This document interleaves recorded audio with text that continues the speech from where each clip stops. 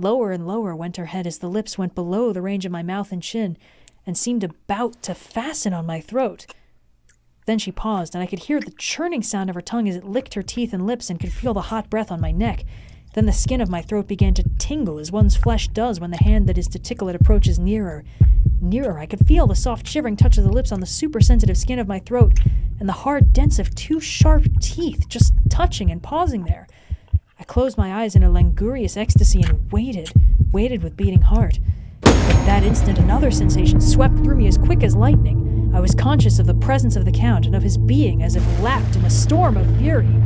As my eyes opened involuntarily, I saw his strong hand grasp the slender neck of the fair woman and with giant's power draw it back, the blue eyes transformed with fury, the white teeth champing with rage, and the fair cheeks blazing red with passion. But the Count!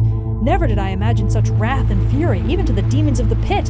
His eyes were positively blazing. The red light in them was lurid, as if the flames of hellfire blazed behind them. His face was deathly pale, and the lines of it were hard like drawn wires. The thick eyebrows that met over the nose now seemed like a heaving bar of white-hot metal.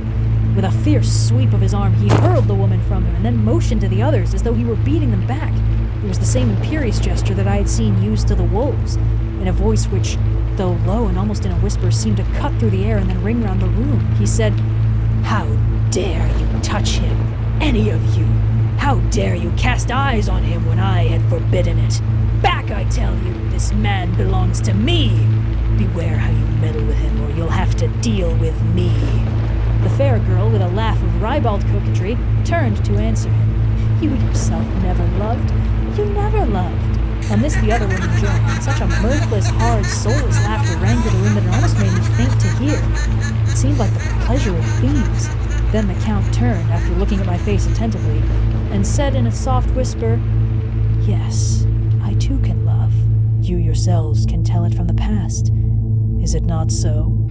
Well, now I promise you, when I am done with him, you shall kiss him at your will. Now go, go! I must awaken him, for there is work to be done." "Are we to have nothing tonight?" said one of them, with a low laugh, as she pointed to the bag which he had thrown upon the floor, and which moved as though there was some living thing within it. For an answer, he nodded his head. One of the women jumped forward and opened it. If my ears did not deceive me, there was a gasp and a low wail, as of a half-smothered child. The women closed round, whilst I was aghast with horror, but as I looked, they disappeared, and with them the dreadful bag. There was no door near them, and they could not have passed me without my noticing. They simply seemed to fade into the rays of the moonlight and pass out through the window, for I could see outside the dim, shadowy forms for a moment before they entirely faded away. Then the horror overcame me, and I sank down, unconscious.